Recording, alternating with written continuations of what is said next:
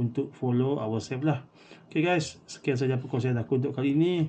So dalam next video nanti aku akan tunjukkan contoh-contoh lah video yang kita berjaya ambil menggunakan this DJI Neo guys. So apa pendapat you all mengenai this DJI Neo?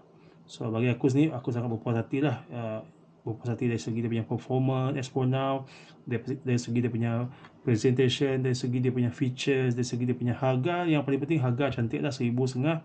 So bagi aku this DJI Neo, ramai boleh membelilah and belajar slow-slow lah mengenai dunia drone itself lah. Sebab kita at the end of the day, kita nak ambil shot gambar video yang santai dari atas, so nampak dia punya view dan sebagainya. Kita nak enjoy dia punya scenery lah. Kita bukan nak gunakan this drone untuk racing ke sebagainya. Sebab ada juga yang menggunakan this kind of drone untuk racing dan sebagainya. So it depends dengan tujuan masing-masing lah. So bagi aku sendiri, aku membeli this drone untuk mendapatkan video yang lebih